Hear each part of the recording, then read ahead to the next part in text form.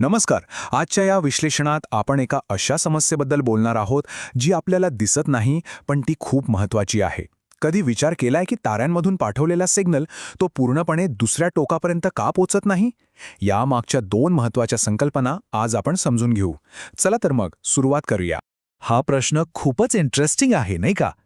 आता समजा की तुम्ही एका मोठ्या दरीत उभे आहात आणि जोरात आवाज दिला. काय होतं? तुमचा आवाज समोर आदळतो आणि परत येतो, बरोबर, ज्याला आपण प्रतिध्वनी किंवा इको म्हणतो. विश्वास ठेवा, आपल्या इलेक्ट्रिक सिग्नल सोबतही अगदी हेच घडतं. तर होतं काय की जेव्हा आपला सिग्नल केबलच्या दुसऱ्या टोकापर्यंत पोहोचतो तेव्हा त्याचा काही भाग परत मागे फिरतो. यालाच म्हणतात रिफ्लेक्शन. आणि हा परत आलेला सिग्नल आहे ना, तो मूळ सिग्नलमध्ये अक्षरशः गडबड करतो, त्याला खराब करतो. यामुळे आपली पॉवर वाया जाते आणि कधीकधी तर हाय पॉवर सिस्टममध्ये उपकरणं सुद्धा खराब होऊ शकतात. म्हणजे बघा, ही एक किती मोठी इंजिनिअरिंगची डोकेदुखी आहे. बरं, मग या सिग्नलच्या इकोला म्हणजे रिफ्लेक्शनला थांबवायचं कसं? यासाठी ना आपल्याला आधी त्या केबलचा किंवा आपण ज्याला लाईन म्हणतो तिचा मूळ स्वभाव, तिचा कॅरेक्टर समजून घ्यावा लागेल. आणि याच स्वभावाला म्हणतात कॅरेक्टरिस्टिक इम्पिडन्स. आता हे कॅरेक्टरिस्टिक इम्पिडन्स म्हणजे नेमकं काय? एकदम सोप्या भाषेत सांगतो. याला Z0 असंही म्हणतात. तर जेव्हा एखादा सिग्नल फक्त एकाच दिशेने पुढे जात असतो तेव्हा त्यामधला व्होल्टेज आणि करंट यांचं जे गुणोत्तर असतं त्याला Z0 म्हणतात. असं समजा की ही त्या केबलची स्वतःची एक ओळख आहे, तिची पर्सनॅलिटी आहे.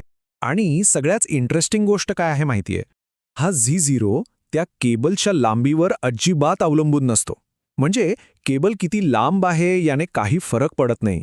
तो फक्त आणि फक्त ती केबल कशी बनवली आहे यावर अवलंबून असतो. म्हणजे आतल्या तारा कशा आहेत, त्यांच्यात अंतर किती आहे, कोणतं मटेरियल वापरलंय यावर सगळं ठरतं. याचाच अर्थ त्याच प्रकारची 5 फुटाची केबल घ्या किंवा 500 फुटाची, त्यांचा Z0 अगदी सारखाच असणार. कमाल आहे ना? तर मग या रिफ्लेक्शनच्या समस्येवर तोडगा काय? उपाय अगदी सरळ आहे. अचूक जुळणी किंवा परफेक्ट मॅच.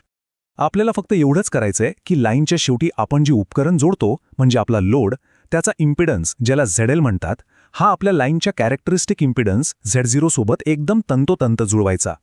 जर हे जमलं तर सिग्नल परत फिरण्याचा प्रश्नच येत नाही. सगळीच्या सगळी शक्ती थेट लोडमध्ये शोषली जाते. Problem solve. आणि जेव्हा ही अशी परफेक्ट मॅचिंग होते ना, तेव्हा एक गोष्ट घडते. स्टँडिंग वेव्ह रेशो म्हणजे SWR हा बरोबर 1 होतो. SWR 1 असल्याचा अर्थ असा की पुढे जाणारी वेव्ह आणि परत येणारी वेव्ह यांच्यात काहीच संघर्ष नाही. म्हणजे 0 रिफ्लेक्शन. आणि याचाच परिणाम म्हणजे लोडला जास्तीत जास्त पॉवर मिळते. खरं तर हेच प्रत्येक RF इंजिनिअरचं स्वप्न असतं. पण थांबा, इथे एक नवीन ट्विस्ट आहे. जगात तर हजारो प्रकारच्या केबल्स आहेत. काही केबलचा Z0 50 ओहम असतो, तर टीव्ही केबलसारख्या काही केबलचा 75 ओहम असतो. मग आता काय करायचं? वेगवेगळ्या केबलसाठी वेगवेगळे नियम, वेगवेगळी गणितं वापरायची का? सगळ्यांसाठी एकच सोपी पद्धत असू शकते का? आणि ह्या प्रश्नाचं उत्तर खूपच भारी आहे. उत्तर आहे नॉर्मलाइज्ड इम्पिडन्स. ही जणू काही एक युनिव्हर्सल भाषा आहे, एक असा दुवा जो ह्या सगळ्या वेगवेगळ्या इम्पिडन्सना एकाच कॉमन प्लॅटफॉर्मवर आणतो. तर हा नॉर्मलाइज्ड इम्पिडन्स ज्याला आपण छोट्या झेडने दाखवतो, तो काढायला खूप सोपा आहे. फक्त तुमच्या खऱ्या इम्पिडन्सला Z, त्या लाईनच्या कॅरेक्टरिस्टिक इम्पिडन्सने Z0ने भागायचं, बस. आणि गंमत म्हणजे, कारण आपण ओहमला ओहमने भागतो, याला कुठलंही युनिट नसतं. ही फक्त एक संख्या आहे, एक रेशो आहे. तर लक्षात घेण्यासारखा फरक हा आहे. 00 हा त्या केबलचा एक खराखुरा भौतिक गुणधर्म आहे जो आपण ओहममध्ये मोजतो. याउलट Z हा फक्त एक आकडा आहे, एक गुणोत्तर. आणि यामुळेच तर सगळी जादू होते. कारण आता 50 ओहमच्या सिस्टीममध्ये 1.5 झेडचा जो अर्थ आहे तोच अर्थ 75 ओहमच्या सिस्टीममध्ये सुद्धा आहे. आता आपल्याकडे कॉमन भाषा आली आहे. आणि आता या युनिव्हर्सल भाषेचा सगळ्यात मोठा फायदा काय ते पाहूया. या भाषेमुळेच आपल्याला एक खास नकाशा वापरता येतो. हा नकाशा म्हणजे RF इंजिनिअरिंगमधलं एक अत्यंत शक्तिशाली हत्यार आहे असं म्हटलं तरी चालेल. हा आहे तो नकाशा, स्मिथ चार्ट. हे जे काही तुम्हाला दिसतंय ना, हा जगातल्या प्रत्येक संभाव्य नॉर्मलाइज्ड इम्पिडन्सचा ग्राफिकल पत्ता आहे. प्रत्येक पॉइंट म्हणजे एक विशिष्ट इम्पिडन्स. आणि हे सगळं शक्य झालंय ते फक्त आणि फक्त नॉर्मलाइज्ड इम्पिडन्सच्या संकल्पनेमुळे. ह्या एका चार्टने RF डिझाईनची दुनियाच बदलून टाकली. आणि याची ताकद काय आहे तर हा चार्ट मोठमोठ्या किचकट गणिताला सोप्या भूमितीमध्ये बदलतो. म्हणजे आता इंजिनियर्सना लांबलचक कॅल्क्युलेशन्स करत बसायची गरज नाही. ते फक्त या नकाशावर एका पॉइंटवरून दुसऱ्या पॉइंटवर जातात आणि त्यांना उत्तरं मिळतात. हे म्हणजे जादूच आहे, नाही का? चला आता हे सगळं ज्ञान प्रत्यक्षात कसं वापरतात ते बघूया. एक खरोखरं उदाहरण घेऊ की ही अचूक जुळणी साधतात तरी कशी.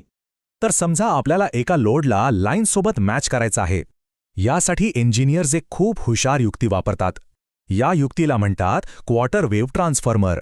यामध्ये काय करतात तर मुख्य लाईन आणि लोड यांच्यामध्ये एक वेगळ्या केबलचा एक छोटा तुकडा जोडतात. पण या तुकड्याची लांबी खूप खास असते. ती असते सिग्नलच्या वेव्हलेंग्थच्या बरोबर 1/4 म्हणजे λ4. आणि हीच खास लांबी जादू करते. हा तुकडा एका इम्पिडन्स इन्व्हर्टरसारखं काम करतो. म्हणजे काय तर तो लोडच्या नॉर्मलाइज्ड इम्पिडन्सला झेड लोड उलटं करतो, म्हणजे 1/झेड लोड बनवतो. आणि यामुळे मुख्य लाईनला एक वेगळाच मॅच झालेला इम्पिडन्स दिसतो. किती सोपी आणि प्रभावी आयडिया आहे. तर थोडक्यात सांगायचे तर आज आपण या सिग्नल्सची, या तरंगांची भाषा शिकलो. झिरो म्हणजे त्या केबलचा मूळ स्वभाव, तिची स्वतःची बोली. झेड म्हणजे एक युनिव्हर्सल भाषा जी सगळ्यांना एकत्र आणते. आणि क्वार्टर वेव्ह ट्रान्सफॉर्मरसारखे जे घटक आहेत ते भाषांतर करायचं म्हणजे ट्रान्सलेटरचं काम करतात, जेणेकरून सिग्नलचा प्रवास एकदम सुरळीत व्हावा.